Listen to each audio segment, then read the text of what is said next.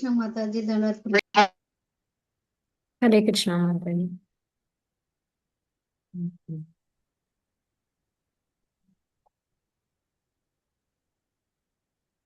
హరే కృష్ణ మాతాజీ దండవత్ ప్రణాం. ధన్యవాద్ ప్రణామ్ మాతాజీ. చదవమంటారా మాతాజీ? 1 minute మాతాజీ.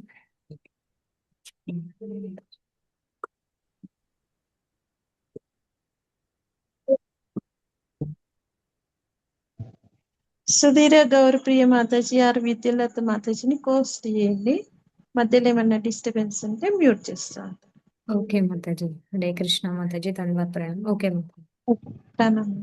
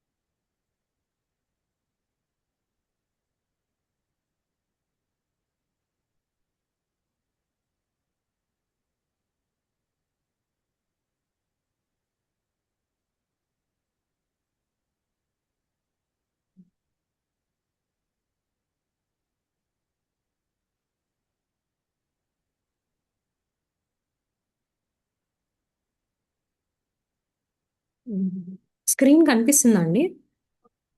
ఎస్ మాతాజీ కనిపిస్తుంది. మాతాజీ ఓకే.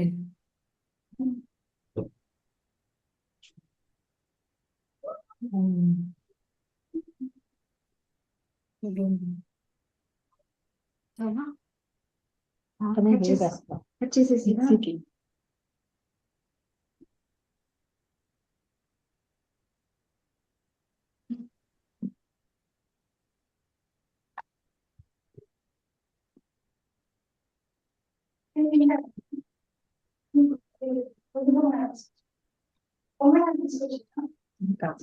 శ్లోక కనిపిస్తుందా మాతాజీ అందరికి?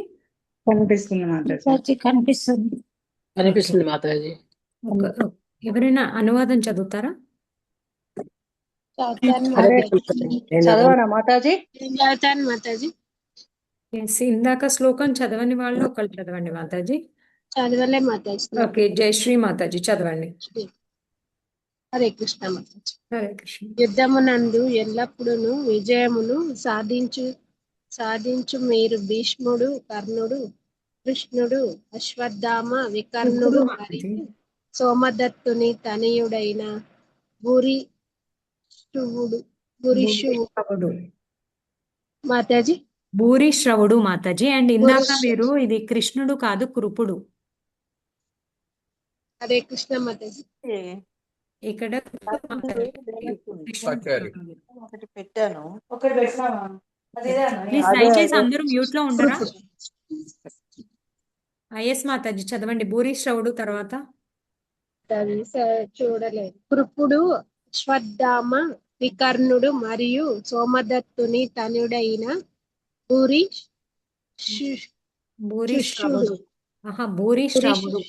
భూరిశ్రవుడు శ్రవుడు సాకి రావద్దు. ఓకే. శ్రవుడు వంటి వారు మన సైన్యమును నందున్నారు. Okay, thank you Mataji. Hare Hare Krishna. Krishna Mataji. Hare Mataji. పర్వాలేదు మాతాజీ. నెక్స్ట్ ఎవరు ఆ భాష్యం ఎవరైనా చదువుతారు? హరే కృష్ణ మాతాజీ చదవనా భాష్యము? హరే కృష్ణ మాతాజీ చదవనా? ఎస్ మాతాజీ చదవండి. ఎవరైనా ఒకళ్ళు చదవండి. ఇందాక శ్లోకం చదవని వాళ్ళు చదవండి ప్లీజ్. నేను చదవలేదు మాతాజీ. ఎస్ మాతాజీ ప్లీజ్ చదవండి. భాష్యము. యుద్ధరంగమున గల నిత్య జయశీలురైన ప్రముఖ వీరులను దుర్యోధనుడు పేర్కొంచున్నాడు. వికర్ణుడు దుర్యోధనుని సోదరుడు, అశ్వత్థామ ద్రోణాచార్యుని పుత్రుడు, సోమదత్తుడు లేదా భూరీశ్వరుడు బాహ్లీకరాజు తనయుడు. పాండురాజుతో వివాహమునకు పూర్వము కుంతీదేవికి జన్మించినందున కర్ణుడు అర్జునుని సోదరుడు, కృపాచార్యుని కవల సోదరి ద్రోణాచార్యుని భార్య. హరే కృష్ణ మాతాజీ, ధన్యవాద ప్రణామం మాతాజీ. Thank you Mataji. మనము ఎప్పుడైనా భాష్యము అనువాదం చదివినప్పుడు ప్రభుపాద్ గారిని స్మరించుకోవాలి. ప్రభుపాద్ గారిని చెప్పి అనువాదం ప్రభుపాద్ గారి ద్వారా అని చెప్పేసి చదివి ఆయనకి ప్రణామాలు అర్పించి మనం చదవాలి. ఓకే, ఇది పాయింట్ నోట్ సారీ చేసుకోండి. మాతాజీ. అయ్యో సారీ పర్వాలేదు. బట్ నెక్స్ట్ టైం నుంచి చదివేటప్పుడు మనకి ఇది మనకి ప్రసాదించింది ఆయనే కాబట్టి ఆయనని నమస్కారం చేసుకొని మనం చదువుకుంటాం. అట్లాగే మాతాజీ. గుర్తు చేసుకొని ఆయన చదువుకుంటాం. అట్లాగే Mataji. Okay, thank you.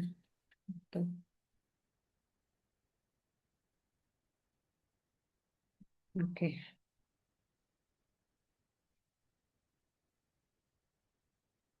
So ఈరోజు మనము శ్లోక వచ్చేసి ఇది మనము ప్రీవియస్గా ఏం శ్లోకాస్ చూసామండి? ప్రీవియస్గా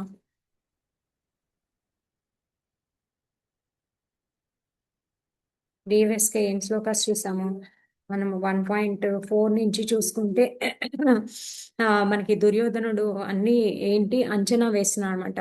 పాండవ సైన్యం ఎంతలా ఉంది, పాండవ సైన్యంలో ఎవరు బలవంతులు ఉన్నారు, కౌరవ సైన్యంలో ఎలా ఉన్నారు, పాండవ సైన్యంలో ఎలా ఉన్నారు అని చెప్పేసి మనకి దుర్యోధనుడు మొత్తం అందరినీ ఎవరెవరు బలవంతులు, ఎవరి సైన్యంలో ఎక్కువ బలవంతులు ఉన్నారు. నాకు లాస్ట్ శ్లోక వచ్చేసి మనం అప్పుడు డిస్కస్ చేసుకున్నప్పుడు భీష్ముడు, అర్జునుడు చాలా మెయిన్ ఇంపార్టెంట్ పర్సన్స్ అని చెప్పేసి అన్నీ అంచనా వేసి చెప్తున్నారు అనమాట. ఇంకా ఎవరికి ఇప్పుడు తర్వాత ఎవరెవరు సైన్యం ఎలా ఉంది, వారి పక్షాన ఎంతమంది బలవంతులు శక్తివంతులు ఎలా ఉన్నారు, మన పక్షం ఎలా ఉన్నారు అని చెప్పేసి మొత్తం అంతా క్యాల్కులేట్ చేస్తున్నాం అనమాట. ఇప్పుడు ఇక్కడ మనం ఒకటి గమనించుకోవచ్చు ఏంటంటే దుర్యోధనుడు అధర్ముడా ధర్మాత్ముడా? అధర్ముడు మాతాజీ. ధర్ముడు మాతాజీ. అధర్మం. ఇప్పుడు అధర్మంగా ఉన్న వాళ్ళకి ఏంటంటే ఎప్పుడు ఇన్సెక్యూరిటీ ఫీలింగ్ ఉంటుంది అనమాట. ఎప్పుడు భయంగా ఉంటుంది. నేను గెలుస్తానా ఓడుతానా, నా పక్షం ఎలా ఉంటుంది, ఎప్పుడు ఎలా ఉంటుంది అని ఎప్పుడు ఆ తపన, ఆ యాంగ్జైటీ ఎక్కువ ఉంటుంది అనమాట, ఏం జరుగుతుంది అనేసి. కానీ మరో పక్షాన మనం చూసే యుధిష్ఠిర్ మహారాజు ఆయన ధర్మనిష్ఠుడు, ఆయన ఎప్పుడు ధర్మంగానే ఉంటారు, ధర్మపక్షాన్ని. ఈ యుద్ధం స్టార్ట్ అవ్వక ముందు కూడా, అంటే శంఖం పూరించక ముందు కూడా యుధిష్ఠిరుడు చెప్పేస్తాను అనమాట, ఎవరైనా ధర్మం పక్షాన అధర్మ పక్షాన ఉండాలి అంటే ధర్మం పక్షాన ఉండాల్సిన వాళ్ళు ఇక్కడ ఉండండి, ఎవరైనా అటు వెళ్ళాలి అనుకుంటే వెళ్ళొచ్చు, నాకేం అభ్యంతరం లేదు అని చెప్పేస్తాను అనమాట యుధిష్ఠిర్ మహారాజ్. సో అలా వాళ్ళకి ఏంటంటే ధర్మంగా ఉండే వాళ్ళకి ఇన్సెక్యూరిటీ ఫీలింగ్ అనేది ఉండదు. ఏదైనా భగవంతుడి కృప అనేసి భావిస్తారు. ఇంకొకటి ఏంటంటే ఇక్కడ మనం గమనిస్తే దుర్యోధనుడు అందరినీ పాయింట్అవుట్ చేస్తున్నారు, అందరినీ లెక్క చూస్తున్నాడు, కానీ కృష్ణుడిని మాత్రం లెక్క పెట్టట్లేదు అనమాట అతను. ఎందుకు? కృష్ణుడు నేను ఆయుధం పట్టను, నేను ఉంటాను, బట్ వన్ సైడ్ ఉంటాను, జస్ట్ రథసారథిగా ఉంటాను తప్ప నేనైతే ఆయుధం పట్టను అని చెప్పేసి అని అన్నారు కదా. అందుకని అసలు అతను లెక్కే పెట్టట్లేదు అనమాట. కృష్ణుడిని మర్చిపోతాడు. అంటే ఏంటి? మనము అధర్మంగా ఉన్నప్పుడు, అహంకారంతో ఉన్నప్పుడు, గర్వంగా ఉన్నప్పుడు ఏంటంటే మనకి భగవంతుడు కృప అవన్నీ మనకి ఏం గుర్తురావు అనమాట. అతను ఏంటంటే ఎంతసేపు నా శక్తి నా దాని వల్లే నేను గెలుస్తాను అని ఉంటాడు అనమాట. అతన్ని సెంటర్గా చేసుకుంటామంట. కృష్ణాని ఎప్పుడు సెంటర్గా చేయరు. అతను కృష్ణాని మర్చిపోతారు అసలు. ఆ మొత్తం ఆ పాండవులు ఏంటి, మనకి అర్జునుడు ఫస్ట్ మనం లాస్ట్ క్లాస్లో కూడా డిస్కస్ చేసుకున్నాం. చేసుకున్నప్పుడు అర్జునుడు ఏమని చెప్పాడు? కృష్ణ మీరు ఉంటే చాలు మాకు, మీరు యుద్ధం చేయకపోయినా పర్వాలేదు, మీరు మాకు తోడుగా ఉండాలి, మీ ఆజ్ఞ మీ ఆజ్ఞ మీరు ఇలా చెప్తే మేము అది చేస్తాము అని చెప్పేసి అని అన్నాడు. కానీ ఇక్కడ దుర్యోధనుడు ఏంటి అంటే అసలు కృష్ణుడు అనే మాటే ఉండదు అనమాట. ఎంతసేపు భీముడు అర్జునుడు అలా చూసుకుంటాడు. ఇంకొకటి ఏంటంటే అతనికి ఏంటంటే భీష్మాచార్య ఉన్నారు అని పెద్ద ఫుల్ కాన్ఫిడెన్స్ అనమాట అతనికి. భీష్ముడు ఉన్నారు, ఎందుకంటే భీష్మదేవుడికి మృత్యు ఉంది. ఫస్ట్ థింగ్ ఆయనకి మృత్యు ఉంది. నెక్స్ట్ థింగ్ ఏంటంటే ఒకసారి ఆయన ఆయన భీష్మాచార్యులు వాళ్ళ గురువు గారు ఎవరండి? ఎవరికైనా ఐడియా ఉందా?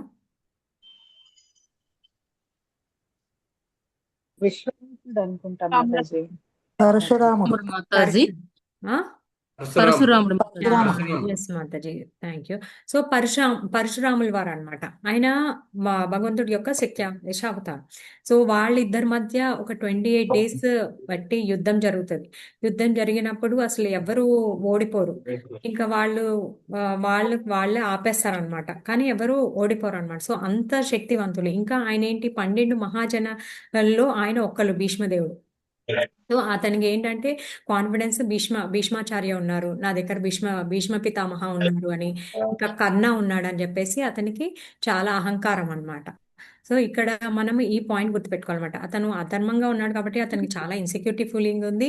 ఇంకొకటి ఏంటంటే ఇప్పుడు ఈ శ్లోకంలో ఎంత తెలివిగా, ఎంత చాకచక్యంగా చేస్తాడంటే చాలా ఇంటెలిజెంట్ గా చెప్తాడనమాట. అంటే ఇప్పుడు వాళ్ళ సైడ్ మన ముందు శ్లోకంలో ఏంటి, వాళ్ళ సైడ్ ఎవరెవరు ఉన్నారు?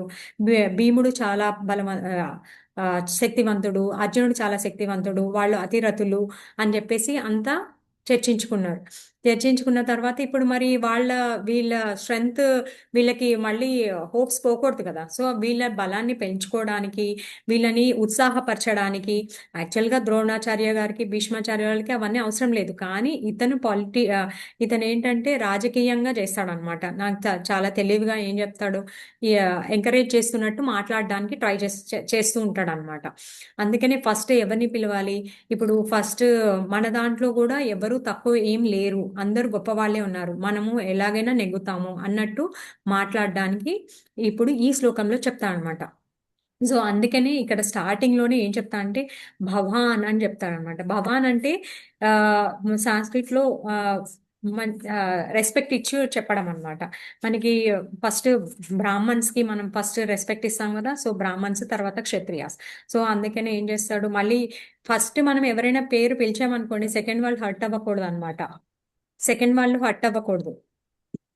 అయ్యో వాళ్ళు నా పేరు చెప్పలేదు అని సెక్యూర్ ఫీల్ అవ్వకుండా అతను ఏం చేస్తా అంటే భవాన్, ఫస్ట్ భవాన్స్య అంటే ఎవరంటే ద్రోణాచార్య దగ్గరికి. ద్రోణాచార్య గారు అంటే వాళ్ళ గురువు గారు కదా, మొత్తం పాండవులకి, కౌరవులకి అందరికీ ఆయన గురువు గారు. సో భవాన్ అని చెప్పేసి ఫస్ట్ ఆయన చెప్తారు. భవాన్ భీమస్య కర్ణస్య. సో ఫస్ట్ భవాన్ అంటే ద్రోణాచార్య చెప్తారు. ద్రోణాచార్య చెప్తూ తర్వాత కర్ణస్య కృపస్య సమితం జయ. సో ఫస్ట్ ద్రోణాచార్య గారిని రెస్పెక్ట్ ఇస్తూ ఆయన పేరు చెప్తారు. ఆయన పేరు చెప్పిన తర్వాత భీష్మాచార్యుల వారి పేరు చెప్తారు అనమాట. మనం ఆల్రెడీ ప్రీవియస్ శ్లోకాల్లో మనం డిస్కస్ చేసుకున్నాం. 1.5లో 1.4లో మనం డిస్కస్ చేసుకున్నాం. ద్రోణుని నువ్వు ఆల్రెడీ డైరెక్ట్ దృష్టద్యుమ్నుడికి మీరు శిక్షణ ఇచ్చారు, అతను మిమ్మల్ని సంహరించడానికి పుట్టాడు అని తెలుసు కూడా. సో వాళ్ళందరూ ఉన్నారు అని చెప్పేసి. ఇంకొకటి నెక్స్ట్ ఏంటి, ఫస్ట్ భవాన్స్య అని ఫస్ట్ గురువు గారికి, నెక్స్ట్ ఏంటంటే భీష్మస్య అంటే భీష్ముడు ఒకవేళ ఈయనకు చెప్పినా కూడా, ఎందుకంటే ఆయన గురువు గారు ఆచార్య, సో వీళ్ళందరికీ గురువు గారు, మొత్తం పాండవులకి కౌరవులకి. సో ఆయన ఏం ఫీల్ గారు, ఎందుకంటే భీష్మాచార్యుల మహాజన్, ఆయన కూడా ఈయనకి రెస్పెక్ట్ ఇస్తారనమాట. సో ఆయనకి ఇస్తే భీష్మ పితామహ ఏం ఫీల్ అవ్వరు అని చెప్పేసి ఫస్ట్ ఆయన పేరు చెప్తారు. తర్వాత భీష్ముల వారి పేరు చెప్తారు. భీష్ముల వారి పేరు చెప్పిన తర్వాత నెక్స్ట్ కర్ణస్య అని చెప్తాడు. కర్ణస్య అంటే కర్ణుడు అంటే మీకు తెలుసు కదా. సో కర్ణుడు ఏం చేస్తాడు, మొత్తం నేను నీకోసం నా ప్రాణత్యాగాన్ని నేను చేసేస్తాను అని చెప్పేసి అని అంటాడు కదా. సో కర్ణుడు ఇతను చాలా దుర్యోధనుడికి నేను ఏమైనా చేస్తాను నీ కోసము అనేసి చెప్తారు ఆయన. సో అందుకనే కర్ణస్య అని కూడా చెప్తాను అన్నమాట. యాక్చువల్గా కర్ణుడు ఏంటంటే కర్ణుడు యుద్ధ రంగానికి దూరంగా ఉంటాడు. ఎందుకంటే భీష్మాచార్యుల వారు ఆయనని ఒక వాదం జరుగుతుంది వాళ్ళిద్దరికి జరిగినప్పుడు భీష్మదేవుడు ఆయనని హెచ్చరిస్తారనమాట. ఏమంటారంటే నువ్వు అర్ధరతివి అనేసి అని అంటారు. ఎవరికైనా క్షత్రియుడికి ఆ మాట అంటే చాలా, అందులో కర్ణుడు అనేది ఆ కర్ణుడు అతను మహారథి, అతను గొప్ప వీరుడు. మనము లాస్ట్ సెషన్ లో మహారథి, అతిరథి వీళ్ళందరి కోసం డిస్కస్ చేసుకున్నాం. మహారథి అంటే ఒక 10,000 సైన్యాన్ని కూడా 10,000 అశ్వదళం, గజాదళం, గజారోహల్ని వాళ్ళని అందరినీ కూడా వాళ్ళు ఓడిస్తారు అనమాట. ఇంకొకటి ఏంటంటే వీళ్ళు కేవలం ఆయుధాలతోనే కాదు, అస్త్రాలు కూడా అంటే ఏంటంటే మంత్రం ద్వారా అన్నమాట వేయడం, మంత్రం ఉపయోగించి అస్త్రాలు వేయడం అన్నమాట. బాణ సంచారం అలా చేస్తారు కదా. సో అవంతా అన్నమాట. మంత్రశక్తిలో కూడా నిపుణులు ఉంటారు వీళ్ళు, ఆ యుద్ధాల్లో కూడా నిపుణులు ఉంటారు. వీళ్ళందరితో అంటే ఒకవేళ 10,000 మంది వచ్చినా, 10,000 అశ్వదళం వచ్చినా, 10,000 గజారోహదళం వచ్చినా, ఎవరితోనైనా ఆ యుద్ధం చేసే సామర్థ్యం వీళ్ళలో ఉంటదన్నమాట. మహారథులు, ఈ అతిరథులు అంటే అన్కంట్రోలబుల్, ఇంకా అన్కౌంటబుల్ అన్నమాట. ఇంకా ఎక్కువ మందిని కూడా వాళ్ళు ఓడించగలుగుతారు. వాళ్ళందరినీ కూడా వీళ్ళు ఓడించగలుగుతారు అన్నమాట అతిరథులు. కానీ ఇక్కడ భీష్మాచార్యుల కర్ణుడిని ఏమని సంబోధించారు? నువ్వు అర్ధరథి అని అనమాట. అంటే నువ్వు ఒక్కతన్ని కూడా నువ్వు ఓడించలేవు అని చెప్పేసి ఆయన్ని అవమానించారనమాట. ఆయన తిట్టారు. ఇంకా అతనికి చాలా కోపం వస్తుంది అనమాట. ఆయనకి చాలా కోపం వస్తుంది, ఆయనకి చాలా ఈగో ఫీలింగ్ వస్తుంది. ఇంకా ఆయన దూరంగా ఉంటారు, ఆయన రారనమాట. ఆయన ఆయన ఏంటంటే మొత్తం 18 రోజులు జరిగినప్పుడు ఒక 10 రోజుల వరకు భీష్మ పితామహ ఆయనే కెప్టెన్ లాగా ఉంటారు అనమాట. సైన్యాధిపతి వహిస్తారు ఆయన. నెక్స్ట్ వచ్చేసి నెక్స్ట్ 5 days వచ్చేసి మన ద్రోణాచార్య వహిస్తారు. నెక్స్ట్ 2 days వచ్చేసి శైల్య మహారాజ్ చేస్తారు. నెక్స్ట్ హాఫ్ డే వచ్చేసి 10 days వచ్చేసి వాళ్ళు. నెక్స్ట్ ఏంటంటే 2 days వీళ్ళు, ఇంకో హాఫ్ డేస్ ఏంటంటే శల్య మహారాజు, అండ్ నెక్స్ట్ డే వచ్చేసి వీళ్ళు దుర్యోధన అండ్ భీష్మ ఫైట్ చేస్తూ ఉంటారు. నెక్స్ట్ వచ్చేసి భూరిశ్రవుడు, అశ్వత్థామ, కృపాచార్య వీళ్ళు అన్నమాట. వీళ్ళు మొత్తం కలిసి మొత్తం పాండవుల ఒక అక్షోహిణి సైన్యాన్ని మొత్తం మట్టు పెట్టేస్తారు, ఉప పాండవులతో సహా అన్నమాట. సో అంత పవర్ ఉంటుందన్నమాట. సో ఇతను అలా చెప్పేసరికి కర్ణుడు, కానీ అసలైతే అనౌన్స్మెంట్ చేస్తున్నారు అంటే ఎవరో ఒకళ్ళు చెప్తారు కదా, విషయం ఆయనకి జారవిడిస్తారు కదా. సో అట్లా అని చెప్పేసి ఇతని పేరు కూడా మెన్షన్ చేస్తాను అనమాట. నీ పేరు కూడా చెప్పారు క్యాపిటల్ లిస్ట్ లో అని చెప్పేసి ఆయనకి చెప్తారు అని చెప్పేసి ఆయన చెప్తారు అనమాట. నెక్స్ట్ ఎవరు చెప్తారండి? నెక్స్ట్ ఎవరిది అంటే నెక్స్ట్ కృపాచార్యుడు కూడా ఆయన ఫస్ట్ మన ద్రోణాచార్యుల కన్నా ముందు ఈ రాజగురువు ఎవరు అంటే కృపాచార్యుల వారు అనమాట. కృపాచార్యుల వారు అండ్ ద్రోణాచార్యులు ఏంటంటే వాళ్ళు ఎలా అంటే వాళ్ళ సిస్టర్ని ఈయన మ్యారేజ్ చేసుకుంటారు, ద్రోణాచార్య వాళ్ళ సిస్టర్ని. సో అట్లా వీళ్ళకి రిలేషన్ ఉంటుంది. తర్వాత సమితింజయ అశ్వత్థామ వికర్ణస్య. నెక్స్ట్ అశ్వత్థామ అసలు మెయిన్ కండిషన్, మెయిన్ థింగ్ ఏంటంటే అసలు ద్రోణాచార్య ఇక్కడ ఎందుకు ఉన్నారు అంటే అధర్మ పక్షం జరుగుతుంది, అధర్మం వైపు ఉన్నా కూడా ఎందుకు ఉన్నారు అంటే అశ్వత్థామ కోసం. అశ్వత్థామ ఏంటి? ప్రాణ స్నేహితుడు అన్నమాట దుర్యోధనుడికి, గురుపుత్రుడు ఆయన. ఆయన మంచి స్నేహితుడు అనమాట. సో అందుకనే ఈయనతోనే ఉంటారు ఎక్కువ. సో అశ్వత్థామ, నెక్స్ట్ వచ్చేసి మా అశ్వత్థామ అండ్ వికర్ణ అంటే దుర్యోధనుడు యొక్క తమ్ముడే. బట్ ఏంటంటే అతను మన ద్రౌపది మాత వస్త్రాపరణం జరిగినప్పుడు ఇతను చెప్తానమాట, ఇక్కడ అధర్మం జరుగుతుంది, అలా చేయకూడదు అని చెప్పేసి, అలా చేయకూడని పని చేస్తున్నారు అని. సో అతనికి కొంచెం సాఫ్ట్ కార్నర్ ఉంటుంది. సో అతను మళ్ళీ మన దుర్యోధనుడి ప్లాన్ ఏంటంటే మళ్ళీ ఎక్కడ వికర్ణుడు మళ్ళీ అటు వెళ్ళిపోతాడు, మన సైడ్ కౌంట్ తగ్గిపోతుంది అని చెప్పేసి వికర్ణస్య అని కూడా చెప్తాడు అనమాట. సో అనుకుంటారు కదా, సో నా పేరు చెప్పాడు, నన్ను హైలైట్ చేస్తున్నాడు, సో నన్ను అనుకుంటున్నాడు, సో నేను ఇతని వైపే ఉండాలి, ఇతని కోసమే చేయాలి అని చెప్పేసి. ఇక్కడ ఇటు పక్షం వాళ్ళందరూ ఇంద్రియాలు తృప్తిపరచడానికి, ఇతన్ని నిలబెట్టడానికి వీళ్ళందరూ ఫైట్ చేస్తున్నారు. ఇటుపక్క ఏంటి, ధర్మం వైపు కృష్ణుడు ఆదేశానుసారం వీళ్ళు ఫైట్ చేస్తున్నారు. ఇక్కడ వీళ్ళ సొంత ఇంద్రియ తృప్తి అనేది లేదనమాట. కేవలం భగవంతునికి సేవకుల్లాగా వీళ్ళు చేస్తున్నారు. ఎక్కడ యుధిష్ఠిర మహారాజ్ పక్షాన ఉన్న సైనికులు కానీ వాళ్ళందరూ కూడా ధర్మ పక్షాన అలా యుద్ధం చేస్తున్నారు. కానీ మన ఇరువైపులా చూసుకుంటే మన దుర్యోధను పక్షం వాళ్ళు మట్టికి కేవలం దుర్యోధను యొక్క తృప్తి కోసము దుర్యోధన్ని మహారాజుగా చేయాలని చేస్తున్నారు అనమాట. సో ఇక్కడ ఎలాగో వీళ్ళు అధర్మం ప్రకర్షణ చేస్తున్నారు కాబట్టి వీళ్ళందరూ ఎలాగో నశిస్తారు కృష్ణుడి ప్రణాళిక ప్రకారం. కానీ ఇక్కడ మనం అర్థం చేసుకోవాల్సింది ఏంటంటే దుర్యోధనుడు చతురత ఎట్లా ఉంది, అతను ఎట్లా ఆలోచిస్తున్నాడు అనేసి మనం ఇక్కడ అర్థం చేసుకోవాలి. ఇంకా అధర్మంగా ఉన్న వాళ్ళకి ఎలా ఉంటుంది, వాళ్ళ ఆలోచన తీరు ఎలా ఉంటుంది, వాళ్ళు ఎలా ఎల్లప్పుడూ ఎల్లప్పుడూ కలత చెందుతూ ఉంటారు అనమాట. ఇప్పుడు ఏమవుతుంది, నెక్స్ట్ ఏమవుతుంది అని చెప్పేసి ప్లాన్స్ అన్ని వేస్తూ ఉంటారు. ఫైనల్ గా కృష్ణ ప్లానే వర్క్ అవుతుంది. బట్ ఏంటంటే వీళ్ళు ఎప్పుడు ప్లాన్స్ వేస్తూ ఉంటారు, ఎప్పుడు టెన్షన్ గానే ఉంటారు. ఏం జరుగుతుంది, నాకేమిటి,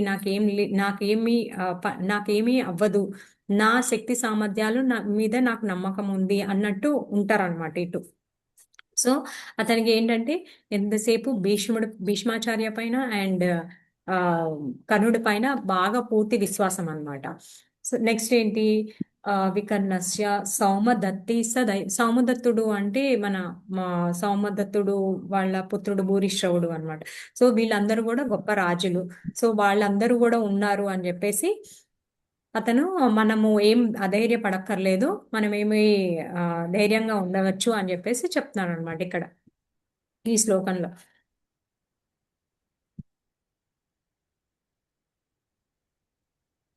యుద్ధంలో ఎల్లప్పుడూ విజయం సాధించే మీరు భీష్ముడు, కర్ణుడు, కృపుడు, అశ్వత్థామ, వికర్ణుడు, సోమదత్తుని పుత్రుడైన భూరిశ్రవుడు వంటి వారు ఉన్నారు. సో ఇక్కడ ఏంటంటే వీళ్ళందరూ ఉన్నారు అని చెప్పేసి అతను ధైర్యంగా ప్రకటిస్తున్నాడు అనమాట. మనం ఏమీ అధైర్యపడక్కర్లేదు అని చెప్పేసి చెప్తున్నాడు దుర్యోధనుడు. శ్రీదేవి మాతాజీ మీరు హ్యాండ్ రైజ్ చేశారు? లేదు మాతాజీ, అప్పుడు చేసినది. Okay Mataji, okay.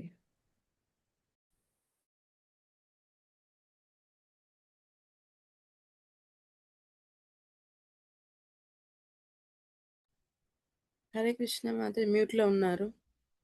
Padma Mataji. Hare Krishna Mataji, okay Mataji.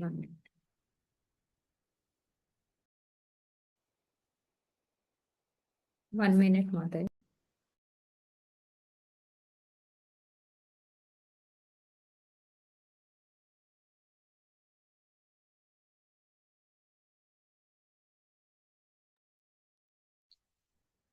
సుమంగలి మాతాజీ ఎందుకో హ్యాండ్ రైజ్ చేశారు, మళ్ళీ డౌన్ చేశారు. హరే కృష్ణ మాతాజీ. ఒకవేళ టైం ఉంటే మన పాయింట్స్ యాడ్ చేయొచ్చు, అంటే మీరు అవకాశం ఇస్తే చేయొచ్చు అని అడుగుదామని చేశాను మాతాజీ. ఓకే, లాస్ట్ కి అదే మీరు అంతా అయిపోయిన తర్వాత. Okay okay Mataji.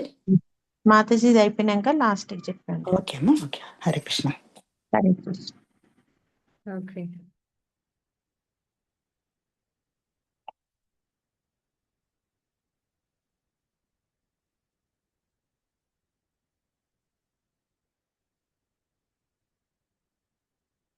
Yes mataji, మీరు పాయింట్స్ యాడ్ చేయాలంటే యాడ్ చేయొచ్చు. విద్యులత మాతాజీ ఎవరు మీరు? సుమంగళి దేవి దాసి మాతాజీ.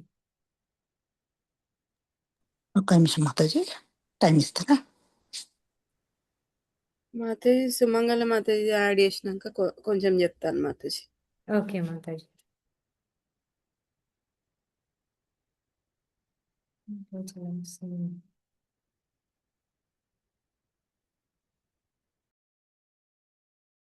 హరే కృష్ణ మాతాజీ. ప్రణామం మాతాజీ.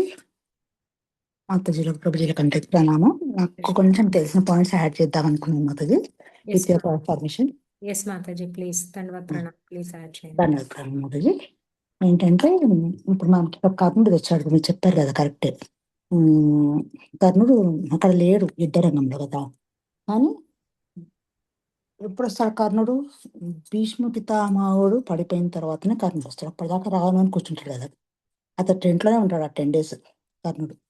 కానీ ఆ దుర్యోధన మనసులో కర్ణుడు ఎప్పుడు నా పక్కన ఉన్నట్టుగానే ఉంటుంది. హరే కృష్ణ. వినిపిస్తుందా మాతాజీ? ఎస్ మాతాజీ, వినిపిస్తుంది, చెప్పండి. ఆ, అయితే దుర్యోధన మనసులో ఎప్పుడు కర్ణుడు తన పక్కన ఉన్నట్టుగానే ఉంటుందన్నమాట.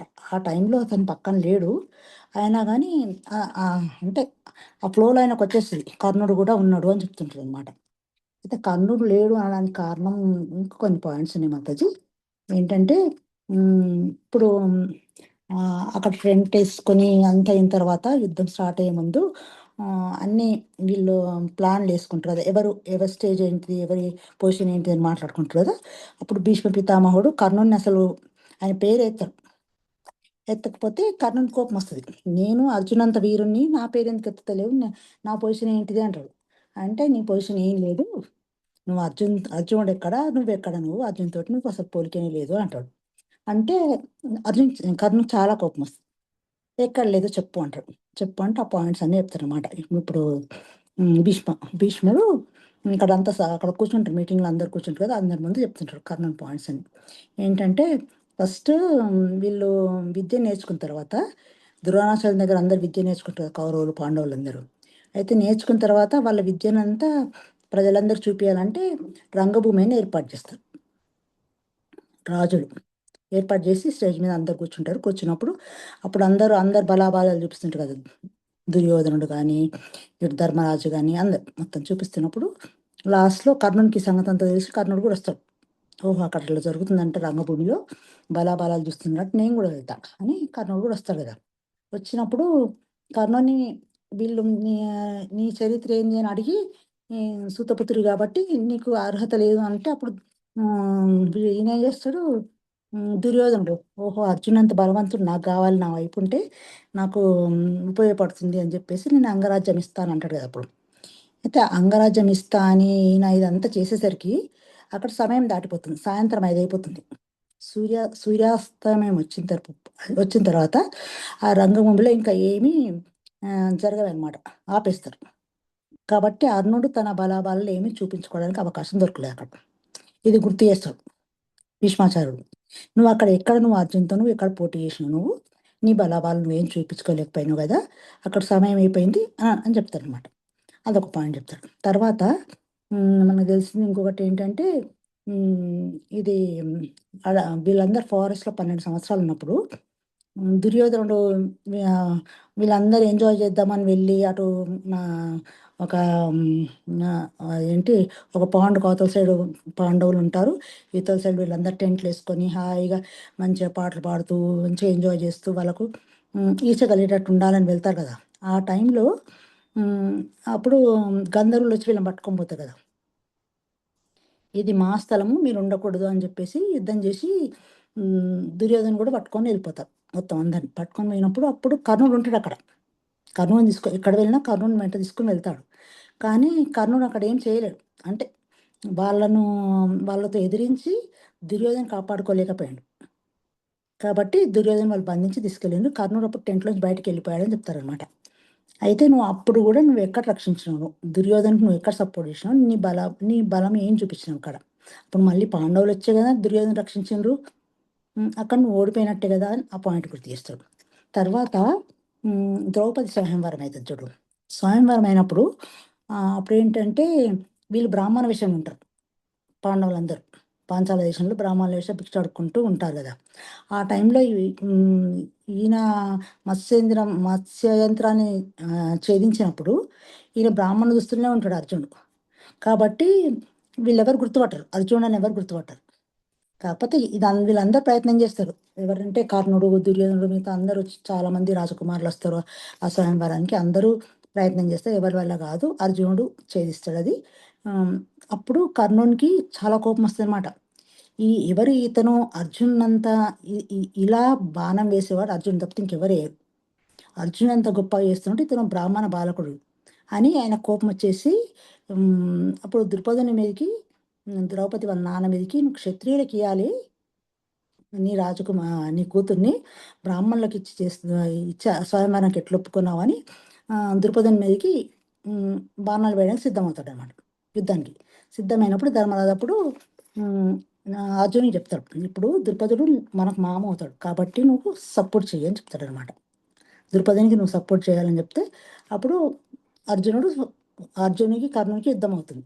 అప్పుడు కూడా కర్ణుడు మనసులో అనుకుంటాడు, ఈ ఈ ఈ బ్రాహ్మణ బాలుడు ఎవరు కావచ్చు, అర్జునుడు చేసినంతగా చేస్తున్నాడు ఇతను అనుకుంటాడు. అప్పుడు ఓడిపోతాడు కర్ణుడు. అర్జునుడు ఇంకా ద్రౌపదిని తీసుకొని వచ్చేస్తారు కదా, అదందరూ మనకు తెలుసు కదా.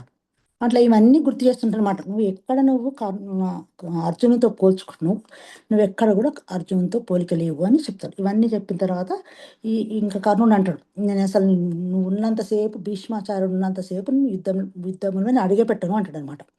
ఆ విధంగా నేను యుద్ధంలోకి రాను అంటాడు అనమాట. అప్పుడు సరే కర్ణుడు అంటాడు, ఇంకా సంధాయిస్తారనమాట. కర్ణునికి దుర్యోధనునికి కర్ణుడు లేకపోతే ఈయనకు అసలు ఈయన బలం ఒక చెయ్యి రీపిన రైట్ హ్యాండ్ లాగా ఉంటాడు అనమాట కర్ణుడు కదా. కర్ణుడు లేకపోతే ఆయనకి ఇంకా యుద్ధంలో ఆయనకు బలం ఉండదు అన్నట్టుగా ఉంటుంది అనమాట. అప్పుడు చెప్తారు తర్వాత నేను వచ్చినప్పుడు ఇంకొకటి అడుగుతాడు కర్ణుడు, ఏమంటాడంటే నేను కనుక యుద్ధ భూమిలోకి వచ్చినప్పుడు అర్జునునికి ఎలాంటి రథసారథుడు నాకు కూడా అలాంటి రథసారథి కావాలి, అలాంటిది అరేంజ్ చేయాలి అని చెప్తారు అనమాట. చేయాలంటే అతని కృష్ణుడు లాంటి రథసారథి ఎవరు దొరకాలి నాకు. కాబట్టి ఆలోచించి ఏం చేస్తాడు, శల్యుడు చాలా ఏంటంటే ఆయన యోధుడు, క్షత్రుడు కాబట్టి ఎన్నో యుద్ధాలు చేసి గెలిచిన వాడు, మహారథుడు ఈయన. అలాగే రథసారథ్యంలో కూడా చాలా గొప్పవాడు అనమాట. అయితే శల్యుని కంటే మించి ఇంకెవ్వరు లేరు అనుకొని శల్యుని దగ్గరికి వెళ్ళి అడుగుతాడు అనమాట. వెళ్ళి నువ్వు కర్ణునికి సారథిలాగా ఉండాలి అంటే శల్యునికి చాలా కోపం వస్తుంది. నేను ఎట్లా కనబడుతుంది నీకు, నేను క్షత్రియుని, నేను క్షత్రియులకి ఎవరికైనా కానీ ఎన్నో యుద్ధాలు చేసిన అతను, పెద్దవాడు అతను, నువ్వు ఇలా రథసారిలాగా ఉంటావని అడగడము అవమానంలాగా అనిపించి నేను ఉండను ఉంటాడు అనమాట. అంటే అప్పుడు ఏం చేస్తాడు, ఈయనకు మనకు తెలుసు కదా దుర్యోధనుడు చాతుర్యంతో ఎలా మాట్లాడాలో, రాజకీయంగా ఎలా మాట్లాడాలో తెలుసు కదా. అప్పుడు ఏం చేస్తాడంటే ఒప్పించడానికి, నువ్వు కృష్ణునంత గొప్పని వాడివి అని కృష్ణునితో పోల్చి చెప్తాడనమాట, ఒప్పుకోవడానికి అనమాట. ఒప్పుకుంటే అప్పుడు ఒప్పుకుంటాడు అనమాట. కానీ ఒప్పుకున్నా కానీ మనకు తెలుసు కదా రథసారథిలా ఉన్నప్పుడు కూడా కర్ణుడిని ఎప్పుడు కించపరిచినట్టుగానే ఉంటుంటాడు అనమాట. ఒకటి తెలుసు మాతాజీ, ఇంతవరకు కర్ణుని విషయం తెలిసి చెప్పాను మాతాజీ. ఇంకొక విషయం ఏంటంటే దుర్యోధనుడు, ఇప్పుడు వికర్ణుని విషయం వచ్చింది కాబట్టి చెప్తున్నా. వికర్ణునికి ఒక్కనికే వికర్ణ అని పేరు ఉంటుంది. దుర్యోధన పేరు అసలు సుయోధన, దుశ్శాసన పేరు సుశాసన. అయితే వీళ్ళు దుర్మార్గం పనులు చేస్తున్నారు కాబట్టి వీళ్ళు దు యాడ్ అయిందని చెప్పారు మాతాజీ నేను విన్న దాంట్లో. దుర్యోధన తర్వాత దుశ్శాసన, దుశ్శల వీళ్ళందరికీ కూడా దు వచ్చింది. ఒక్క వికర్ణునికి మాత్రమే వికర్ణ అని ఉంది. అతను ఒక్కడే వాళ్ళ 99 మంది సోదరులలో దుశ్శలతో పాటు 100 మందిలో 101 అంతమందిలో ఇంకొక్కరికి వి ఉందంట. అందరికీ దూతో వచ్చేసిందంట పేర్లు. అదొకటి చెప్పారు మాతాజీ, ఒక పాయింట్. హరే కృష్ణ మాతాజీ, నాకు అవకాశం ఇచ్చారు. నాకు తెలిసింది, నాకు విన్నది నేను చెప్పాను మాతాజీ. హరే కృష్ణ. మాతాజీ హరే కృష్ణ. విద్యులత మాతాజీ. హరే కృష్ణ మాతాజీ. వీడియో ఆన్ చేసుకోండి మాతాజీ. హరే కృష్ణ. హరే కృష్ణ మాతాజీ. ప్రణామ్. Thank you Mataji. ప్రణామ్ మాతాజీ. మాతాజీ ఇంకా కర్ణుడి గురించి ఏంటిదంటే, కర్ణుడు యాక్చువల్ గా సూర్యపుత్రుడు. ఆయనే అంటే మంచివాడే, బట్ ఏంటిదంటే ఆ అసోసియేషన్ వల్ల మొత్తం అంటే ఆ చెడు గుణాలు అన్నవి వచ్చినాయి అని చెప్పేసి. అంటే ఇప్పుడు ఒక్కొక్క క్యారెక్టర్ నుంచి మనం ఏం తీసుకోవాలి అన్నది ఇప్పుడు నేర్చుకోవచ్చు. అంటే కర్ణుడు ఆ అసోసియేషన్ తోటి మొత్తం చెడిపోయిండు. మంచి అంటే కుంతిపుత్రుడు ప్లస్ సూర్యుడు నుంచి వచ్చిండు కానీ ఆ అసోసియేషన్ తోటి చెడిపోయిండు. అంటే మనం కూడా అట్లాంటి అసోసియేషన్ తోటి మనం ఉండొద్దు. అంటే సత్సాంగత్యం చేయడం వల్ల మనము అంటే మంచి గుణాలు అన్నవి అలవాటు పడతాయి, అది నేర్చుకోవాలి. ప్లస్ ఇంకా కర్ణుడు మంచివాడే, బట్ పుట్టినప్పటి నుంచి ఆయనకి కష్టాలే అని చెప్పేసి చాలా మందికి చాలా ఫీలింగ్స్ ఉంటాయి. కాకపోతే ఆయన లాస్ట్ జన్మలో సహస్ర కవచుడు అంటే ఒక రాక్షసుడు. ఆ జన్మలో ఆయన చేసినటువంటి ఆ తప్పుల మూలకంగా అంటే అదొక పెద్ద స్టోరీ ఉంటుంది మాతాజీ.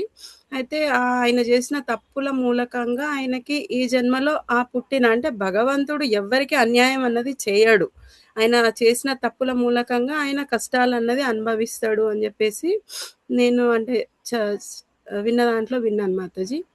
ప్లస్ ఇంకొకటి ఏంటిది అంటే వికర్ణుడు ఒక్కడే ఆయన అసత్ సభలో అంటే దుర్యోధనునికి వ్యతిరేకంగా మాట్లాడిన తర్వాత మళ్ళీ ఏంటిదంటే మళ్ళా అన్న కదా అని చెప్పేసి అయిన మార్గంలోనే మళ్ళీ వెళ్ళిండు. ఇక్కడ మనం ఈయన నుంచి మనం ఏం నేర్చుకోవచ్చు అంటే ఇప్పుడు రామాయణంలో మన కుంభకర్ణుడు ఉన్నాడు కదా, కుంభకర్ణుడు కొంచెం ధర్మం వైపు ఉంటాడు. కాకపోతే వాళ్ళ అన్న రావణాసుడికి సపోర్ట్ చేయడం వల్ల ఆయన కూడా లాస్ట్లో మరణిస్తాడు. అదే విధంగా ఈయన కూడా కొంచెం ధర్మము అది తప్పు అని తెలుసు, కానీ మళ్ళీ మొత్తము అటు సైడ్ ఉండలేక లాస్ట్లో ఈ వికర్ణుడు కూడా చనిపోయిండు అన్నట్టు. ఈ విభీషణుడిలాగా మొత్తం ఇటు సైడ్ వచ్చేసి ఉంటే ఆయన ప్రాణాలు దక్కేవి. ఆయనకు తెలుసు నేను అధర్మం అంటే వీళ్ళంతా అంటే మా అన్న వాళ్ళంతా అధర్మంలా ఉన్నారు, తప్పు చేసేదని తెలిసి కూడా ఆయన అటుపక్షాన్నే ఉన్నాడు. అట్లా అంటే తెలిసిన తర్వాత మనము ఈ ధర్మ మార్గం వైపుకు వెళ్ళాలి. ఈ అది మాతాజీ వికర్ణుడి గురించి. ఇంకా రేపటి శ్లోకాలు ఇంకా కొంచెం క్లియర్గా చెప్తాను నేను. ఇవి ఈరోజు పాయింట్స్ మాతాజీ నేను యాడ్ చేయాలనుకున్నవి. Hare Krishna. Thank you very much Mataji. Thank you Mataji. Hare Krishna. Sudhir Gaurapriya Mataji మీరేమైనా యాడ్ చేయాలనుకుంటున్నారు? ఎస్ మాతాజీ. హరే కృష్ణ మాతాజీ. ప్రణామ్. ప్రణామ్ మాతాజీ. ఒకటే పాయింట్ మాతాజీ. ఇప్పుడు ఇక్కడ భగవద్గీత ధృతరాష్ట్రుని ఉవాచ నుంచి స్టార్ట్ అయిందని మనం చెప్పుకున్నాం కదా. అది ఆ ధృతరాష్ట్రుని ఉవాచ ఎందుకు అంటే అందులో మనకి ధృతరాష్ట్రుని మనస్తత్వం తెలుస్తుంది. అంటే ఆయన అత్యాశ, స్వార్థం అవన్నీ క్వాలిటీస్ మనకి ధృతరాష్ట్రుని ఉవాచ ఆ శ్లోకం నుంచి తెలుస్తుంది. ఇప్పుడు మనం భగవద్గీత ఏంది అనే అర్థమైంది మనకి అజ్ఞానం నుంచి జ్ఞానం వైపు తీసుకెళ్తుంది అని మనకి ఫస్ట్ క్లాస్ లో చెప్పినారు. ఇప్పుడు దుర్యోధనుని అజ్ఞానం తెలుస్తుంది అన్నమాట ఇక్కడ. అంటే ఆయన భగవంతుని మర్చిపోయిండు అసలు, అంటే అంత అజ్ఞానంలో ఉన్నాడు అనమాట. మనం అంటే ఇప్పుడు మనం కూడా ఎవరైతే భగవంతుని మర్చిపోయి ఇది అంతా మన వల్లే అవుతుంది, నా వల్లే అవుతుంది అన్న ఆ ఉద్దేశంతో ఉంటామో అప్పుడు మనం అజ్ఞానంలో ఉన్నట్టే అన్నమాట. అది ఇక్కడ దుర్యోధనుంది తెలుస్తుంది అనమాట అజ్ఞానం. అంటే ఇప్పుడు భగవద్గీత అజ్ఞానం నుంచి జ్ఞానం వైపు ప్రయాణిస్తుంది అనమాట. Thank you Mataji. Hare Krishna. Thank you very much Mataji. Hare Krishna. చక్కగా అందరూ పాయింట్స్ యాడ్ చేశారు. Thank you very much Mataji. Hare Krishna Mataji. ఎప్పుడు గాని మనిషికి అహం అనేది చాలా ఇది కదా మాతాజీ, చాలా దుర్మార్గమైన బుద్ధి కదా మాతాజీ. ఆ అహం వల్లే దుర్యోధనుడు అంత క్రూరంగా ప్రవర్తించినాడు మాతాజీ. నాకు తెలిసిన point Mataji. Hare Krishna Mataji. Thank you Mataji. Hare Krishna. అదే మాతాజీ, అదే అహంకారము. ఇప్పుడు దుర్యోధనుడు అంటే స్పెసిఫిక్ గా ఇక్కడ ఈ క్యారెక్టర్స్ అన్ని వచ్చేది ఎందుకు అంటే మనల్ని చూయించుకోవడానికి అన్నమాట. మనకి చెప్పడానికి మనకి అన్ని మనకి ఇవన్నీ మహాభారతం కానీ రామాయణం కానీ ఇవన్నీ ఏంటంటే ఇతిహాసాలు అంటారు. ఎందుకు ఇతిహాసాలు అంటారు అంటే అవి యాజ్ ఇట్ ఈస్ గా అవి జరిగాయి. ఏంటంటే అందులో మనకి ఏమేమి నేర్చుకోవచ్చు అన్ని లెసన్స్ మనకి రామాయణం నుంచి కానీ మహాభారతం నుంచి కానీ మొత్తం time management, stress management, anger management అన్ని మనకి యుధిష్ఠిర్ మహారాజ్ చూస్తే అన్నీ ఉంటాయి అనమాట. సో అట్లా అన్ని నేర్చుకోవచ్చు అని చెప్పేసి మనకి చెప్తారనమాట. ఇప్పుడు మనకి కింగ్స్ కూడా, కింగ్ అంటే ఏంటి, ఒక రాజు అంటే ఏంటి, మనకి భగవంతుడికి రిప్రజెంటేటివ్ గా ఏంటంటే ఆయనకి ఇప్పుడు మనము ఏకాదశి వ్రతం వచ్చినప్పుడు మనకి గౌతమ్ ప్రభుజీ చెప్తారు, యుధిష్ఠిర్ మహారాజు వచ్చి కృష్ణ భగవాన్ అడుగుతారు. అడిగినప్పుడు ఆయన చెప్తారు ఫలానా రాజ్యంలో ఇలా జరిగింది అని చెప్పేసి చెప్తారు. అప్పుడు ఆ కింగ్ ఆ రాజ్యంలో ఆ రాజు ఆచరించడం వల్ల ప్రజలందరూ కూడా ఆచరిస్తారనమాట. రాజుని బట్టి ప్రజలందరూ కూడా రాజు చెప్తే అది ఆ కమాండ్ అందరూ ఫాలో అవుతారు అనమాట. సో మనకి మెయిన్ ఏంటంటే రాజు కరెక్ట్ గా ఉండాలి.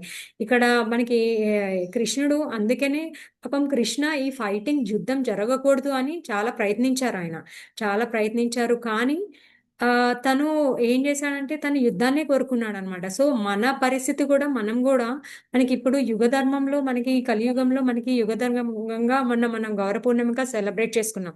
ఆయన యుగ అవతార్, ఆయన వచ్చారు. ఆయన ఏంటి సంకీర్తన మహాయజ్ఞం, మీరు ఏమీ చెయ్యొద్దు, సంకీర్తన హరినామం తీసుకోండి అని చెప్పారు. కానీ అందరూ ఇప్పుడు ఈ 1 కోటి మంది జనాల్లో ఎంతమంది ఇస్కాన్లో ఉన్నారండి, ఎంతమంది ఫాలో అవుతారు, ఎంతమంది చెప్తే వింటారు. సో అలా అన్నమాట. సో అది ఇవన్నీ ఏంటంటే ఇవన్నీ మన కోసమే అన్నమాట. ఇక్కడ మనకి చాలా పాయింట్స్ అధర్మంగా ఉన్నప్పుడు ఏంటంటే మనం అజ్ఞానంలోనే ఉండిపోతాం అన్నమాట. అందులో నుంచి సత్యం తీసుకోలేము, సత్యం ఉన్నా కూడా మనకి కనిపించదు అనమాట. మనం అంత అంధకారంలోకి వెళ్ళిపోతాము అని కూడా మనం తెలుసుకోవచ్చు. ఇక్కడ మనకి మాతాజీ స్టోరీస్ ద్వారా యాడ్ చేశారు. మన Sumangali Mataji and Vidyulatha Mataji bad association అని చెప్పారు. బ్యాడ్ అసోసియేషన్ ఇక్కడ కర్ణుడు స్వతహాగా అతను స్వచ్ఛంగానే ఉన్నాడు. బట్ ఎప్పుడైతే అతను ఏం చేశాడంటే ధర్మం యొక్క డెఫినేషనే మార్చేశాడు. ఎప్పుడైతే దుర్యోధనుడితో కనెక్షన్ వచ్చినప్పుడు అతను స్నేహధర్మం అని చెప్పేసి కొత్త ధర్మం తీసుకొచ్చాడు అనమాట. కొత్త ధర్మం ఎప్పుడు ఒకేలాగా ఉంటుంది. ఐ మీన్ అతను స్నేహధర్మం అని చెప్పేసి నా స్నేహం కోసం నేను ధర్మాన్ని పాటించడం మానేస్తానని చెప్పేసి అతను ధర్మం పక్కన పెట్టేసి అన్ని అధర్మంలోకి చేసేసాడు అనమాట. సో అండ్ ఇంకా ఏంటి అంటే అతను వాళ్ళ గురువు దగ్గర వీళ్ళ మీద నెగ్గాలి అని చెప్పేసి నేర్చుకుంటాడు విద్య అంతా. అధర్మంగా నేను బ్రాహ్మణుడిని అని చెప్పేసి పరశురాముడి దగ్గర నేర్చుకుంటాడు. సో అలా అప్పుడు కూడా అతనికి అందుకనే అతన్ని విద్య అంతా ఏది ఉపయోగకరంగా అవ్వకుండా అయిపోయింది యుద్ధ రంగంలో. సో అందుకని భీష్ముల వారు అతన్ని అలా అనడము, అతన్ని దూరంగా పెట్టడము అదంతా కూడా జరిగింది. సో నెక్స్ట్ ఇక్కడ మనము అసోసియేషన్ గురించి అధర్మంగా ఉండడం వల్ల నష్టాలు ఏంటి, ఎలా ఉంటుంది అని చెప్పేసి మనం సత్యాన్ని గ్రహించలేమన్నమాట. ఎవరు ఎన్ని చెప్పినా కూడా మనం ఆ సత్యాన్ని తీసుకోలేం. అంతా నాది, నా నా నా గురించి అనేది మన సొంత ఇంద్రియ తృప్తే ఉంటుందన్నమాట. అక్కడ ఋషికేన సేవనం అనేది ఉండదు అనమాట. సో అది ఇక్కడ మనం ఈ శ్లోకం ద్వారా ఇది కూడా మనం నేర్చుకోవచ్చు అనమాట. హరే కృష్ణ మాతాజీ, సంప్రభుజీ, ఎవరికైనా ఇంకేమైనా డౌట్స్ ఉన్నాయి?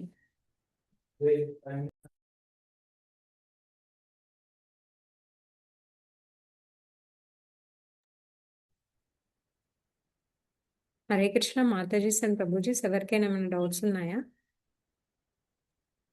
ఏం లేవు మాతాజీ. హరే కృష్ణ మాతాజీ. హరే కృష్ణ మాతాజీ. నమస్తే, దండోత్తమ మాతాజీ. అయితే కర్ణుడి గురించి ఇంకొక విషయం కూడా చెప్పుకోవచ్చు మాతాజీ. కర్ణుడు అధర్మ పక్షాన దుర్యోధన పక్షాన వహించి అధర్మం వైపు వెన్ను కాచాడని చెప్తారు. కానీ కర్ణుడు కూడా ధర్మాత్ముడే. ఏ విధంగా అంటే తను ఇచ్చిన మాటకి స్నేహ ధర్మానికి కట్టుబడి ఉన్నాడు. తను చేస్తుంది అధర్మం అని చెప్పబడినప్పటికీ కూడాను స్నేహ ధర్మానికి విలువనిచ్చి అటువైపు ఉన్నాడు.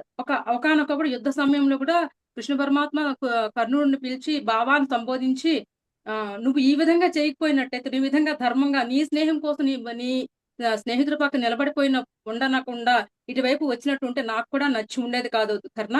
నువ్వు చేసిన నీ స్నేహ ధర్మానికి నిలబడ్డావు, నించున్నావు. కాబట్టి ఈ విధంగా కూడా నువ్వు చేసింది ధర్మమే. కాబట్టి కర్ణుడికి కూడా కృష్ణ పరమాత్మ ఒక వరాన్ని ఏదో ఇస్తారన్నట్టుగా ఉంది మాతాజీ. హరే కృష్ణ మాతాజీ. నాకు తెలిసిన పాయింట్ ఇది, నేను చెప్పదలుచుకున్నాను. Hare Krishna. Thank you Mataji. Okay Mataji. అదే మాతాజీ, ధర్మ డెఫినేషన్ ఒకటి మార్చకూడదు కదా. అతను అది చేశారు కాబట్టి అట్లా అనమాట. అదే స్వతహాగా అతను మంచి క్వాలిటీస్ ఉన్నాయి.